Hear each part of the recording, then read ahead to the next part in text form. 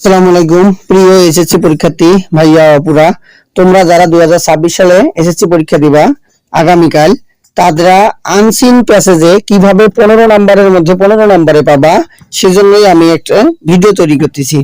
তো আশা করা যায় আমার এই ভিডিওটা যদি তোমরা পরিপূর্ণভাবে দেখো এবং এটা যদি বোঝো, তাহলে ইনশাআল্লাহ তোমাদের যে কোনো আনসিন প্যাসেজ দেখ না কেন, যেখান থেকেই দেখ না কেন, তোমরা ইনশাআল্লাহ 15তে 15 নাম্বার তুলতে পারবা।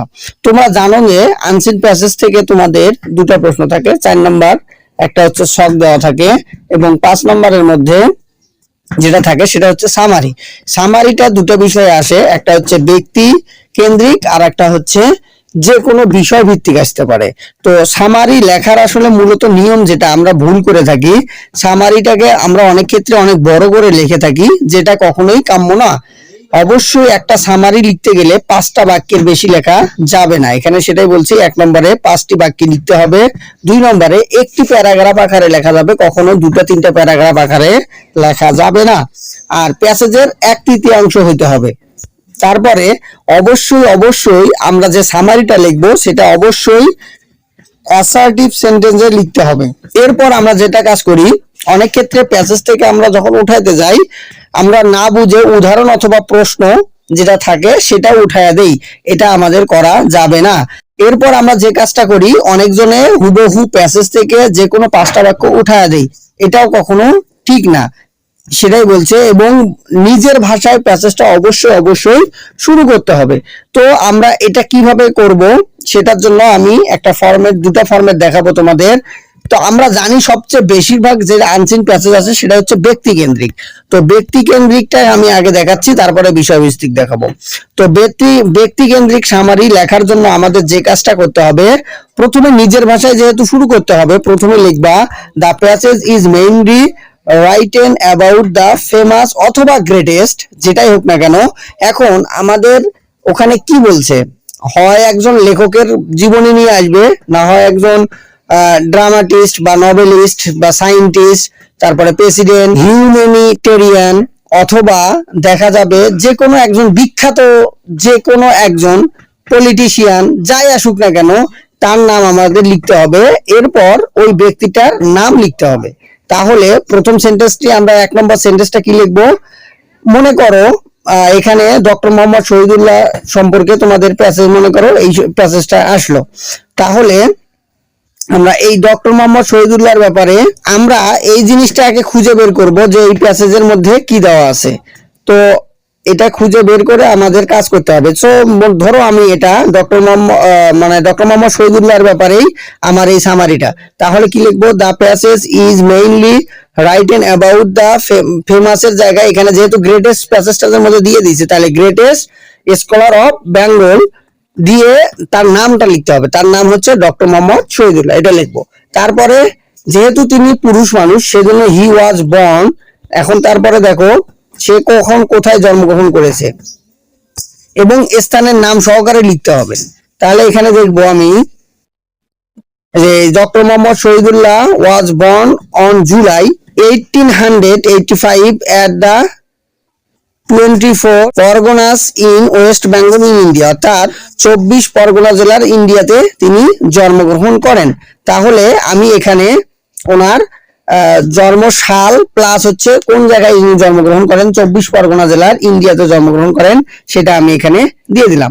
এরপর আমাদের যে কাজ করতে হবে, তাহলে আমার দুটো সেন্টেন্স কমপ্লিট। এরপর দ্বিতীয় এবং তৃতীয় সেন্টেন্সের জন্য আমরা যে কাজটা করব সেটা হচ্ছে এই ব্যক্তির গুরুত্বপূর্ণ দুটা মেইন যে আমাদের হচ্ছে মানে গুরুত্বপূর্ণ বিষয়, অর্থাৎ গুরুত্বপূর্ণ লাইন, ইনি কি কি কাজ করেছেন তার জীবদ্দশায়, প্যাসেজ থেকে আমরা দুটো এখানে লাইন উঠাইয়া দেব। এই দুটো লাইন যার যত ভালো হবে সে তত ভালো মার্ক পাবা। 10-এর ভিতরে দেখা যাবে কেউ 9 পাবে, 10 পাবে, অথবা 8 পাবে। তো এটা নির্ভর করবে তোমার এই দুটো প্যাসেজ কিভাবে, মানে এই প্যাসেজ থেকে কিভাবে এই দুটা লাইন তোমরা উঠায়া দাও। এরপর আমরা 5 নম্বর এবং সর্বশেষ যে বাক্যটা লিখবো সেটা হচ্ছে we here learned a lot of thing by reading the passage and should try to apply. এখানে যেহেতু হিজ হবে, কারণ এখানে পুরুষ সেজন্য হিজ, আর যদি মহিলা হইতো তাহলে লিখতাম her, his ideal in the practical life. তো এই যে আমরা জাস্ট এই কয়টা জিনিস যে লিখবো, এটা লিখেই কিন্তু আমরা সামারিতে 10 নম্বরের মধ্যে 10 নম্বর পেয়ে যাব। এরপর যদি প্যাসেজটা কোনো ব্যক্তি কেন্দ্রিক না হয়ে মনে করো সার্ক হিসাবে আসলো বা ইন্টারন্যাশনাল মাদার ল্যাঙ্গুয়েজ ডে বা এই ধরনের যদি কখনো কোনো প্যাসেজ আসে, তাহলে আমরা কিভাবে সামারি লিখবো? তো সেটার জন্য আমরা ফার্স্ট যে সেন্টেন্সটা সেটা লিখবো এইভাবে, the passage is mainly written about the, যে বিষয়বস্তু নিয়ে প্যাসেজটা আছে সেই বিষয়বস্তুটা লিখবো। অথবা 1 নম্বর সেন্টেন্সটা আমরা আরো একভাবে লিখতে পারবো, the main theme of the passage is, এটার পরে যে প্যাসেজের বিষয়বস্তুটা আমরা উঠায় দেব। এরপর সেকেন্ড সেন্টেন্স যেটা দেওয়া আছে সেটাতে আমরা জাস্ট এখানে যে সেন্টেন্সটা আছে সেটা হুবহু মুখস্থ করে দিবা, মুখস্থ বসায় দিবা, তাহলে হবে। থার্ড এবং ফোর্থ যে সেন্টেন্সটা, এটা অবশ্যই অবশ্যই আগের মতো করে দুটা গুরুত্বপূর্ণ লাইন উঠায় দেবা। এরপর 5 নম্বর প্যাসেজের জন্য আমাদের দুটা জিনিস আছে, যেমন আমাদের একটা ভালো দিক থাকে, একটা হচ্ছে খারাপ দিক থাকে। যেমন ইন্টারন্যাশনাল মাদার ল্যাঙ্গুয়েজ ডে, এটা তো অবশ্যই ভালো দিক, এখান থেকে আমরা ভালো কিছু শিখতে পারবো। কিন্তু তোমাদের আসলে ড্রাগ এডিকশন কিংবা স্মোকিং, এগুলো তো কখনো আমাদের ভালো কোনো দিক আনবে না। যেহেতু এগুলা ভালো দিক আনবে না, সেই জন্য এটা খারাপ। অর্থাৎ 5 নম্বর সেন্টেন্সটাতে আমাদের দুটা কাজ করতে হবে। যদি প্যাসেজটা থেকে আমরা ভালো কিছু শিখে থাকি বা, তাহলে এখানে এই পজিটিভ যেটা সেন্টেন্স দেওয়া আছে সেটা লিখবো। আর যদি খারাপ কোনো বিষয়ের প্যাসেজ থাকে, তাহলে আমরা নেগেটিভ যেটা দেওয়া আছে সেটা লেখার চেষ্টা করব। এরপর 4 নম্বর যেটা থাকে, 4 নম্বরটাতে আমরা যদি একটু খেয়াল করি, আমাদের 4 নম্বরে এইভাবে লেখা থাকে। তো এই জায়গাটা খুবই গুরুত্বপূর্ণ, তোমরা এই জায়গাটাতে একটু গুরুত্ব রাখো। দেখো এখানে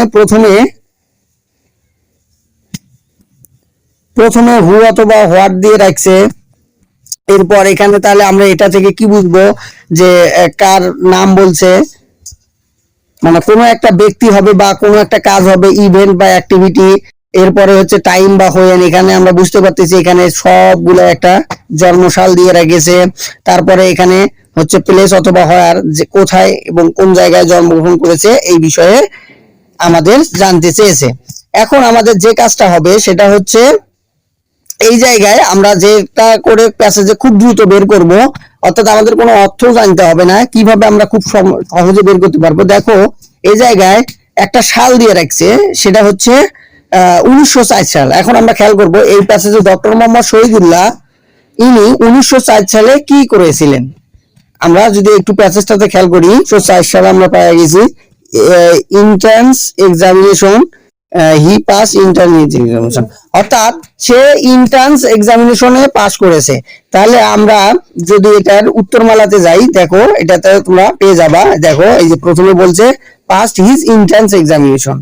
এরপর যদি আমরা 2 নম্বরটাতে যাই, 2 নম্বরটাতে খেয়াল করব, যদি আমাদের সাল দেওয়া থাকে তাহলে কিন্তু খুবই সহজ।